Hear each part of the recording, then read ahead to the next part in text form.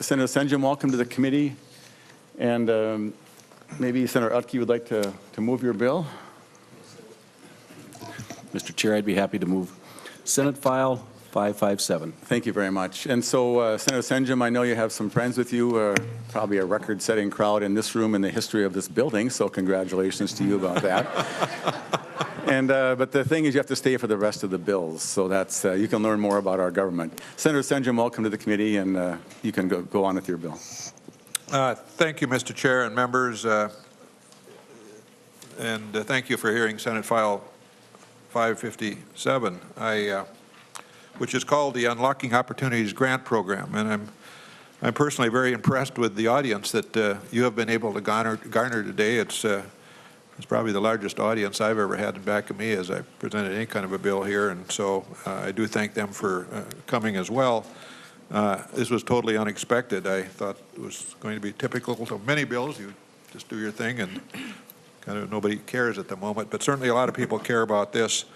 So, Mr. Chairman and members, this is in many respects a relatively simple bill. It talks about in Subdivision 1 unlocking opportunities and awarding grants then to providers committed and capable of serving, if you will, released inmates from our state prisons and providing them with community-based housing of some sorts. And we all know as people leave prison, they need some place to go, and probably some sort of roof over their head is extremely important at that point in time, and this is meant to do that. The appropriation in this bill is a little over $14 million. It's on subdivision or section 2 of the bill, $14,100,000.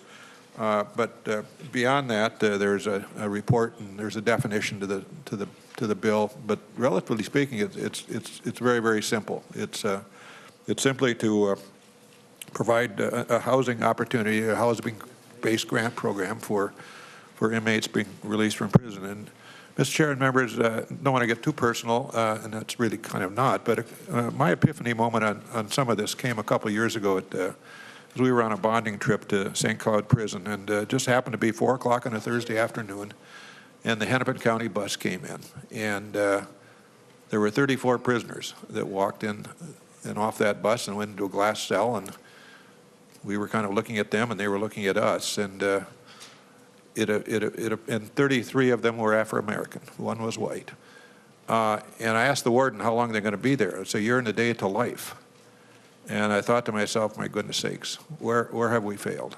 This happens every week. Another bus, and another bus, and another bus.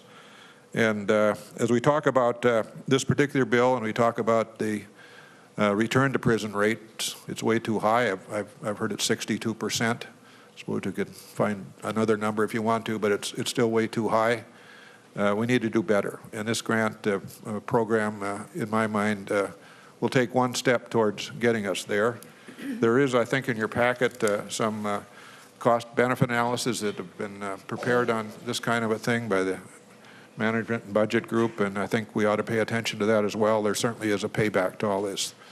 Whatever it is, $35,000 a year in a prison versus anything else we can provide is almost a pretty good deal. And so with that, Mr. Chair and members, I think I've spoken long enough. I simply want to refer to any and all of my witnesses, and they will be happy to talk to you more about their belief and the importance of moving this legislation along. So, Welcome to the committee. Please give us your name and what you want to say. Thank you. Mr. Chair, members, good afternoon, and thank you for this opportunity. My name is Eric Adams, and I'm a volunteer leader with Beacon Interfaith Housing Collaborative. Beacon is a collaboration of over 80 communities of faith and thousands of advocates working together to end homelessness.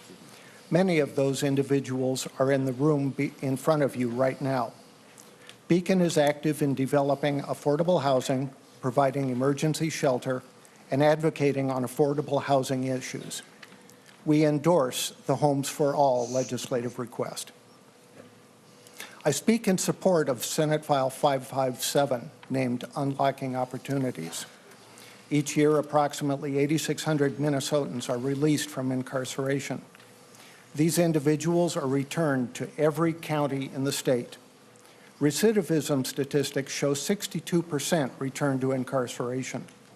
The highest percentages are not for new crimes, but for technical violations of their release.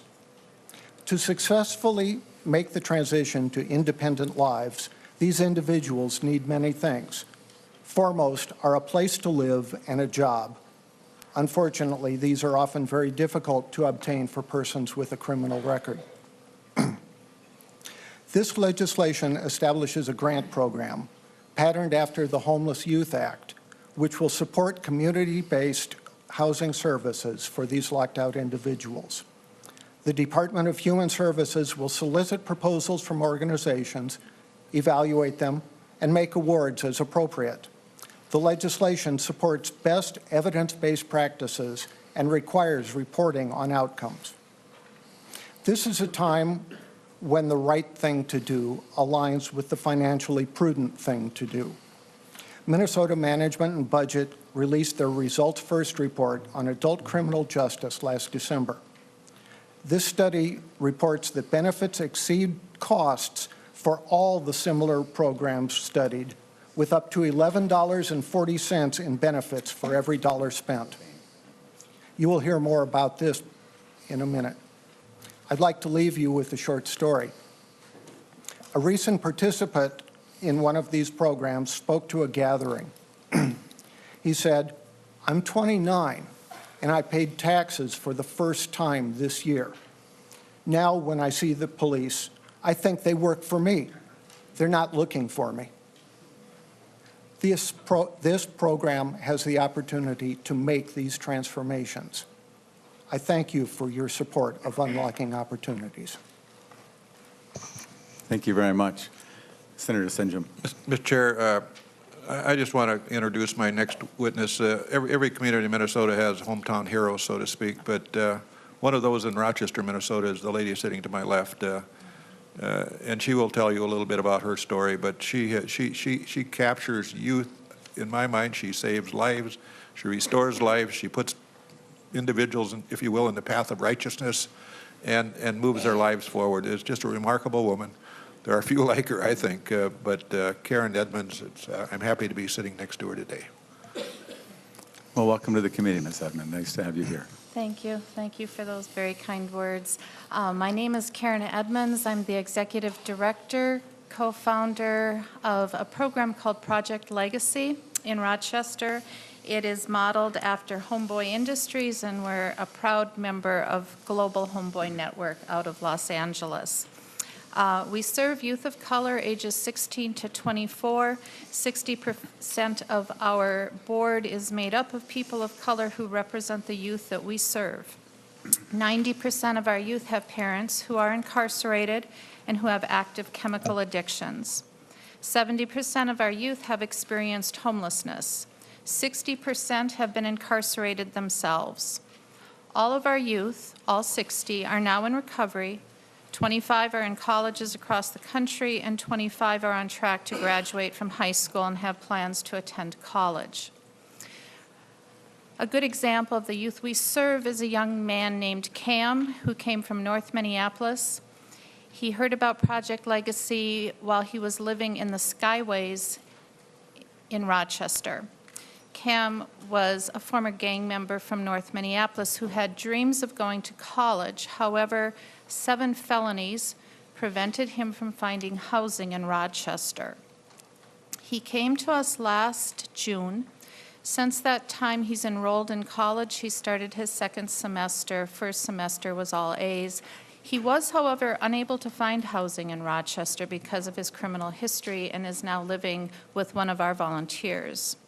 Although Rochester is an affluent city and is experiencing record growth and development, the opportunities for housing and employment are not so bright for our youth who have felonies. It is virtually impossible to find safe, affordable housing in Rochester with a criminal history. The housing that is open to them is often in developments where there is ongoing criminality and drug dealing occurring. In order to remain sober and drug-free, our youth deserve quality housing just as our own children do. We would not want our children living in apartments where there is ongoing crime, and neither do we want our youth relegated to this type of housing. Project Legacy is committed to breaking the chains of generational poverty, addiction, and abuse. Our youth refer their friends and relatives to this program because they know that with the intensive supports that we offer, such as housing, food, tuition, and education supports, they have been able to envision and create a different future. As one of our young men said, "My children will never know the life I lived unless I tell him about it. They'll never experience lights being shut off, hunger, and the humiliation of poverty and prison."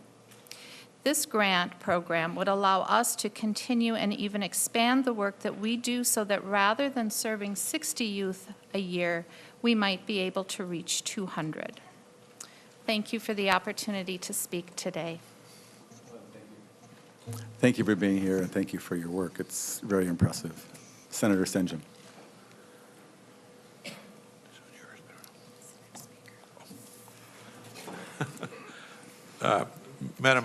Pardon me, Mr. Chair, I'm sorry. My next witness is Tolu Palmer from Bemidji, Minnesota, and she can introduce herself beyond that. Thank you, Tolu. Yeah. Welcome to the afternoon. committee. Thank you. My name is Talia Palmer, and I'm the director for Northwest Indian Community Development Center in Bemidji, Minnesota. We formerly were an OIC, and we moved beyond that OIC, understanding the deep need for care coordination in our community. Our organization, like I said, is located in Bemidji, and we work with a 60-mile radius of Bemidji with the 3 largest tribes in Minnesota.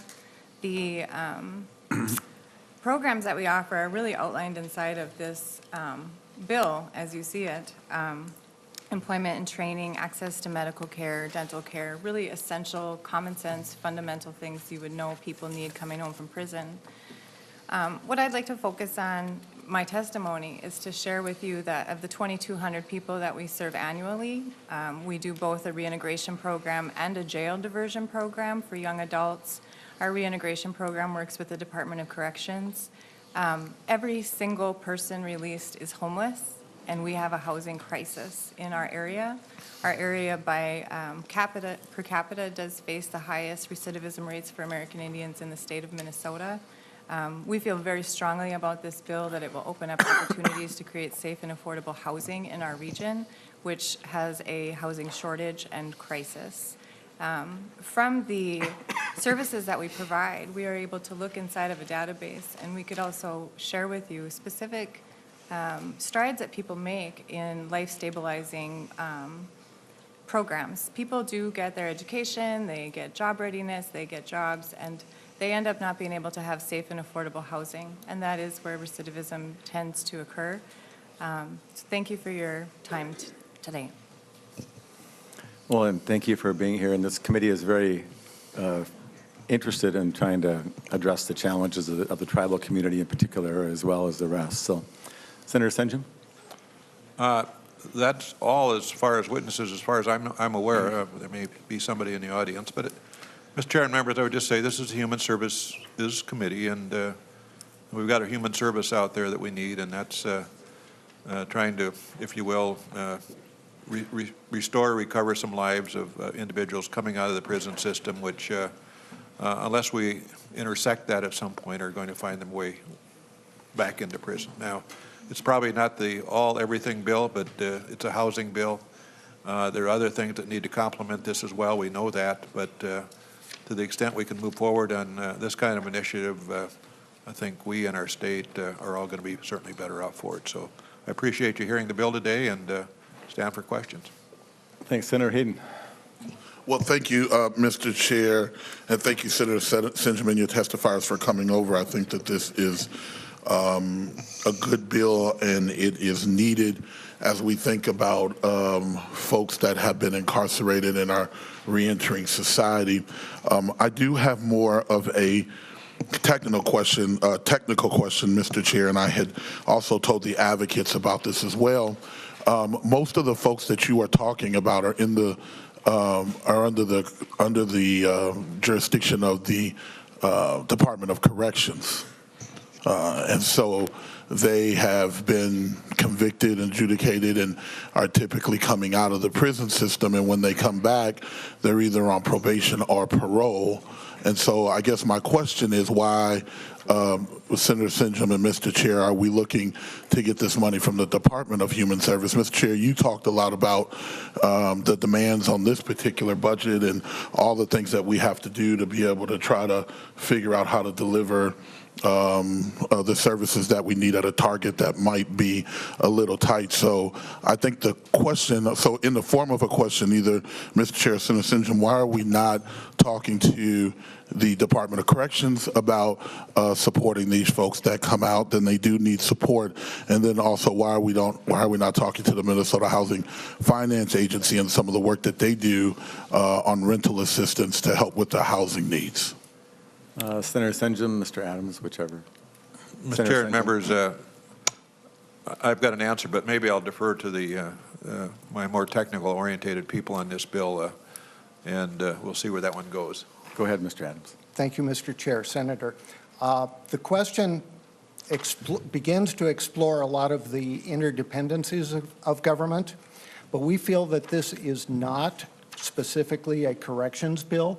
This is a housing bill, a health care bill, a jobs training bill, a lot of things.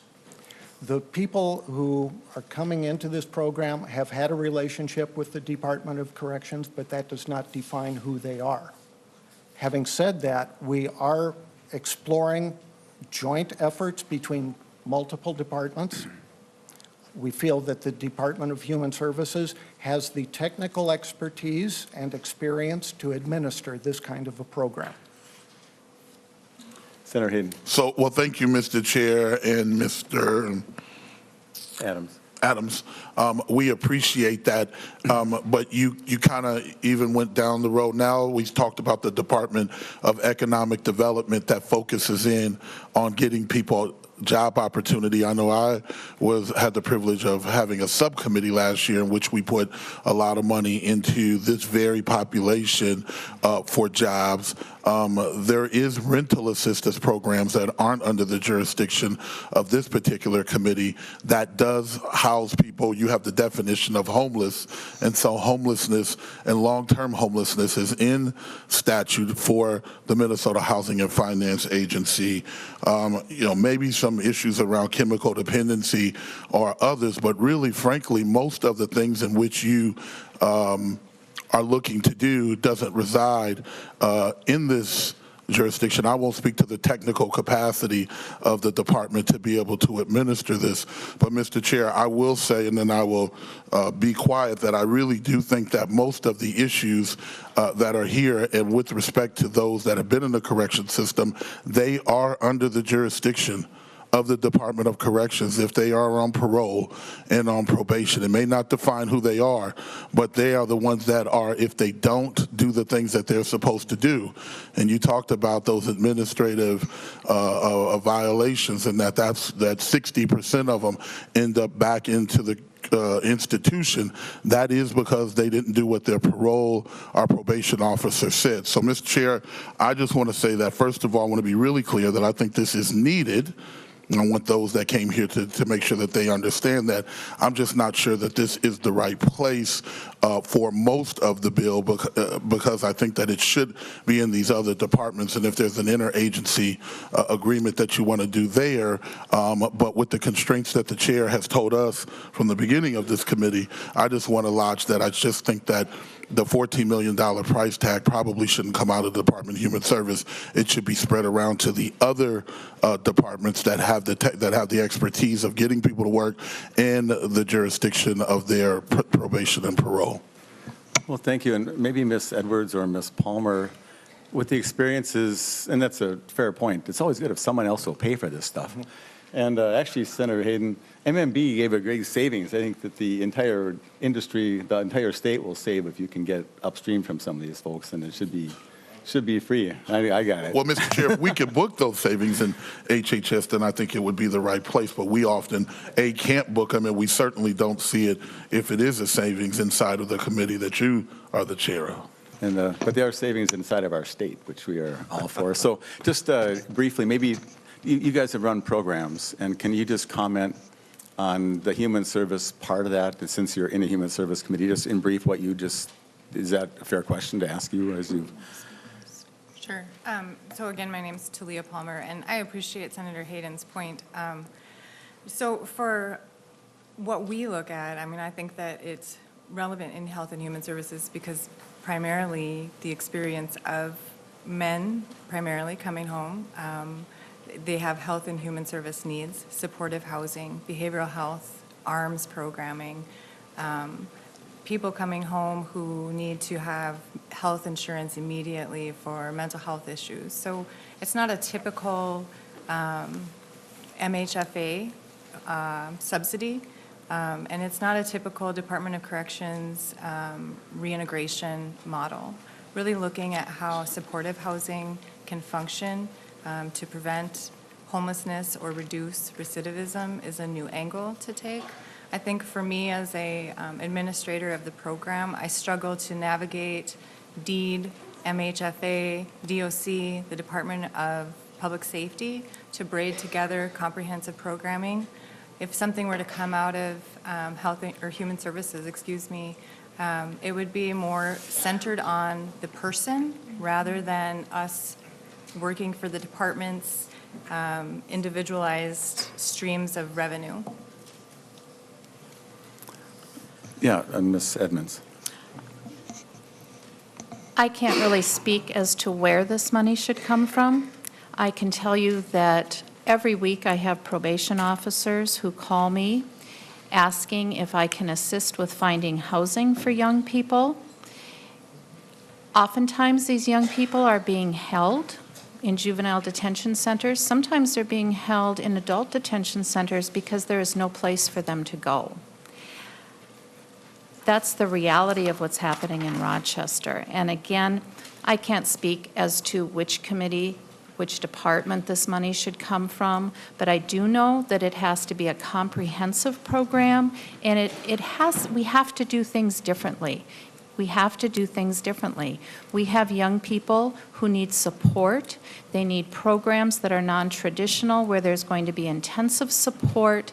When you look at somebody who has no support system, whose family has generational incarceration, and they come out of prison and they become homeless, and then they can't get a job, and then we look at a 60% recidivism rate, well, I know why that happens. They're going to go back to what they know in order to eat. And in exchange for a place to sleep, we have young women coming out of incarceration who are trading sex for a warm place to sleep at night in the winter. So again, I don't know where the money comes from. That's for others to figure out. I'm going to tell you, though, the need is real, and probation officers do not have the answers. Thank you. Senator Ralph. Thank you, Mr. Chair. I have just a technical question. On page 2, line 2.10, actually starting on 2.9, your definition, a temporary placement with a peer, friend, family member that is not offered permanent residence, a residential lease or temporary lodging, and the term, you use the term for more than 30 days. Do you intend to actually mean that less than 30 days, or am I missing the point here? And just as an interjection, I appreciate Senator Senjum for bringing this forward. I think this is an important area that we do need to concentrate on. Mr. Adams. Thank you, Mr. Chair. We recognize that this is potentially a mobile population, that temporary arrangements might occur as people are moving through the system, particularly in their first days. It's not a long-term solution. Senator Ralph. Well, that's exactly to my point. I'm sorry, Mr. Chair. This is exactly to my point that temporary lodging for more than 30 days, do you mean that person would be then declared homeless, but if it's less than 30 days, they would not be? I guess I'm missing the point here. I think we want to expand the scope of this so that we get, and maybe I'm misreading something here. Mr. Chair. Senator Laurie, you were phoning a friend here. Well, I think that you are misreading it a little bit. I think it is that has not offered permanent residence, a residential lease, or temporary lodging for more than 30 days. So it's in this category that isn't considered homelessness. It's within that series of clauses. It's a little confusing. Thank you, Senator. I agree with you. Now, maybe that's correct. As I said, as I'm reading through it, it appeared to be a little bit unclear as to what the reference to the more than 30 days was. So, I mean, maybe there's a way to clean that Yeah. up, but yeah. And to all of you, I hope we get to that point with this bill that it becomes an issue. So that'd be good news. Senator Laurie, you had a So I you had a did question. have a broader point to make, and it comes, and Senator Senjum, I too want to thank you for bringing this forward. I think that it is actually a really important investment to make. But, you know, it would be sort of a new venture for this committee to be investing in this general area in a year when we're looking down the pike at very serious reductions from the feds in federal funding to support health and human services. We haven't seen them yet, but, you know, rumors on the street are that we're likely looking at a cut target within this budget division. Again, we haven't seen that. We don't know yet, but this is probably not a very safe table to leave such an important investment on. So, I mean, at the end of this hearing, if we say this is laid over for possible inclusion, in a year when we're trying to be cognizant of huge cuts on the order of $2 billion a year coming from federal support for our health and human services programs, coupled with a likely cut target on state investments, this is just not a very safe table to leave such an important investment laying on. And that, I think that's where we're coming from here. It's not a criticism of the ask or of the need in here, but it's just, we got our hands full over here, and it's pretty tricky to see how this all comes together at the end of the day. Okay, do you feel insecure, Senator Senjum? Yeah. I just want to address that comment because I appreciate Thank you, Ms. Palmer. Being responsible fiscally. And I reviewed the MMB because we do a reintegration program. What I want to say is that I've worked in my community for 20 years. My former career was as a director of a Boys and Girls Club. So I worked in an after-school program with youth at risk. Now I'm working at an adult care coordination services that's basically education and workforce and life stabilization. So at this point in my life, the men who were children in my program who needed intervention at that time are now getting off a bus with no extra pair of socks. So if there's a way to craft the bill in which we could figure out how to make it more sustainable through group residential housing billing, through the capacity of ARMS models for life skill support for folks, I think that this is a critical time in Minnesota's history, especially as we look at the racial disparities and what populations are going back into prison. As I look at the bills that are on the table for your committee, if I look at out-of-home placement costs, if I look at the fear of the opiate crisis, we do have to take a measured risk right now. But I know that there are young men who are coming home to our organization who were in after-school programs, getting help with tutoring, who need more support. They are not bad people. They have fallen through the cracks, and as Minnesotans, we have a responsibility to that population as well. Thank you. And with Senator Hayden. So, Mr. Chair, just as a last piece of advice, Ms. Palmer, I don't disagree with you. I think that you're right into, I think the point I was trying to make and the point that Senator Laurie, it's the anecdotes we understand, or at least most of us do, because we've helped in the past and will continue to. I guess what we're saying, Senator Senjum, is that if you talk about ARMS or ACT teams or other supports there at GRH, that's how you should write the bill, right? You should write the bill towards the health and human service supports based on what you've identified in your particular regions, that would help, and not necessarily so broadly with a lot of things that are put there, then I think, at least from my perspective, I can have a better handle on what the population is and what are the specific supports. As well as there are federal reimbursements, though, that might be going away from what Senator Loria, if I read my latest tweet, might say. But today, those have interactions and interplay with the federal government that could also help offset some of the cost.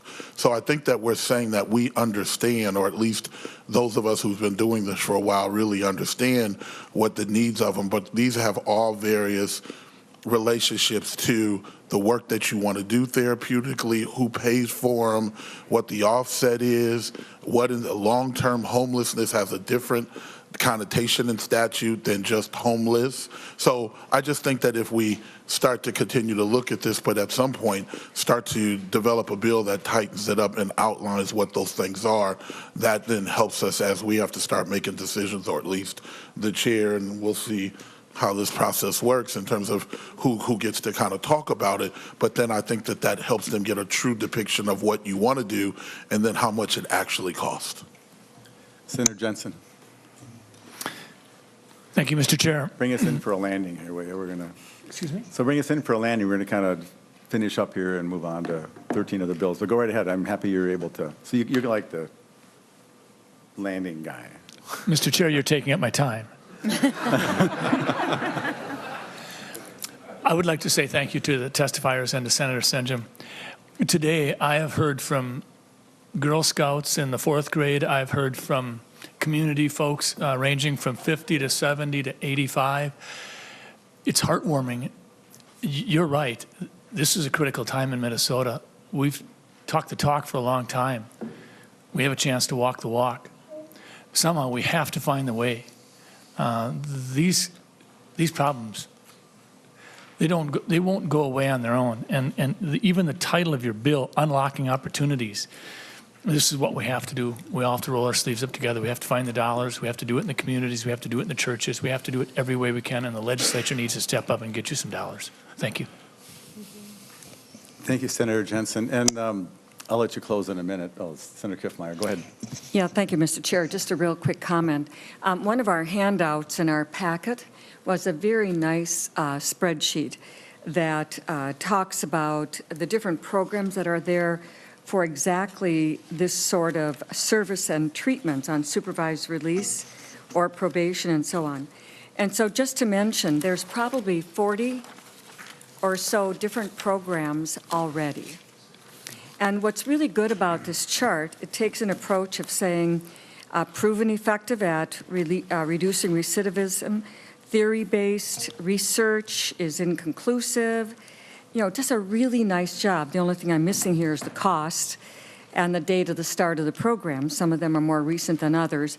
But I look at some of these, Senator Senjum and your testifiers, that are overlapping with what you are doing. And so sometimes we just keep adding program after program after program. Sometimes the approach is to take those that already exist and start combining them, because otherwise we're having multiples that overlap and sometimes duplicate.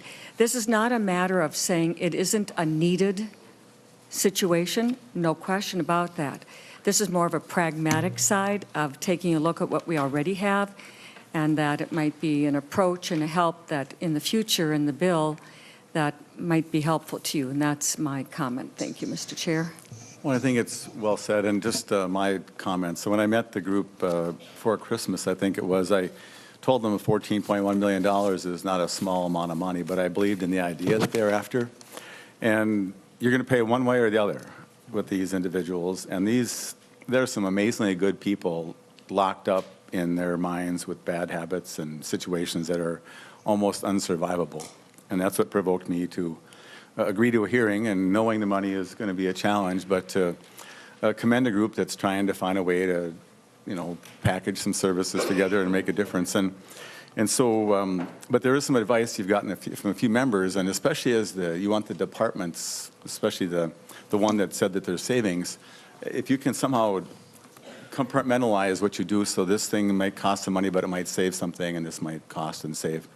And I told the group before Christmas that the only way this is ever going to fly, and I just saw how the budget was going to be, is if you can find a way to get this for less than the retail price tag. And so I'm convinced if we could find $14.1 million in cash in the state over a period of time, it would save $30 million in terms of indirect costs and so on, if you could capture those. My greatest single challenge in this chair and those who have been here is to try to capture all the savings you know are going to come. And so that challenge remains. And so I'll just leave it at that. And so continue with that, and see if you can talk to the fiscal people, and Senator Senjum can help you hook up with that. Because there is documented savings by our own group that actually tells us what stuff costs and what savings are, that there's merit in your proposal, and it should save money somewhere. So, Senator Senjum, you get the last word. And, well, thank you, Mr. Chair and members. Thank you for a good discussion. You know, this legislature is about looking at causes and finding ideas. And with respect to the cause, you know, there's a cause out there, and that's trying to intercept this return rate to prison. Again, this is not 100% in terms of success, but I think when you talk about 62% returning to prison, that's a lot of people. And frankly, if you want to make it economic, it's an expensive proposition. But if we don't even go there, these are lives. These are lives that can far better be spent on the street, if you will, paying taxes than a lifelong term in prison or anywhere near that. So I hope that you look, and I know that you are, looking seriously at this, and to the extent this may or may not be the right jurisdiction, send me to corrections if you want, not to jail, but just to the corrections committee, and we can talk about it over there, because I think the more this thing airs, if you will, it gets conversation, I think that the more chance that it has to gain support. And this kind of thing does need support within the state legislature. It's, again, to the betterment of Minnesota if we can make this better, and this is a good start. I appreciate the hearing today, and I hope we can continue the conversation. So, Senator Senjum, we'll do as you wish with the bill. It could lay quietly here. If you'd like it to go for another chance, another hearing, we're very happy to send you on your way that direction if you would like. Mr. Chair. We should consider going to judiciary not a favor. Senator Laurie. Well, I mean, I'd be perfectly willing to move that on line 3.16, human services be replaced with corrections. Well, I think that if we moved it, we just let it go the way it is. And let them work there. We're not going to. So, Senator Senjum, what is your pleasure? Do you want to be held over here, or do you want to go to corrections? Mr. Chair, what I prefer is hold it over here. Let me talk over there with the judiciary people, public safety people, right. and my hope is we can keep this bill warm and throughout the term of the session, and maybe end up with something one way or another. I think that's a very good plan, and I think the bill is actually in tender hands here because we understand the challenges of the human side of that. So, with that, the bill is laid over. Thank you. Thank you very much, and I would like to go into recess for about 2 minutes. Okay, now the audience, we're in recess, so if you wanted to say something to your good author, you could show him your appreciation for that.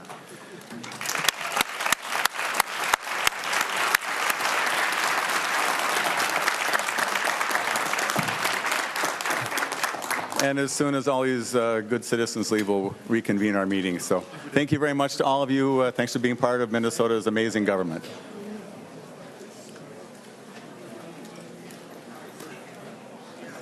And Senator Lang, you're on deck wherever you are.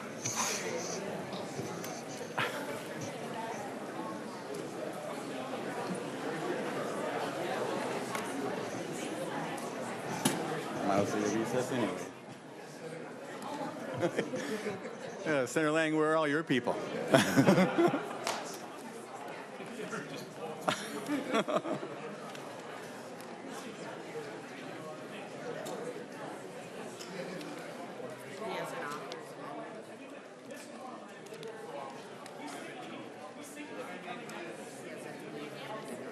Okay. This one here? You think he's getting the money anyway?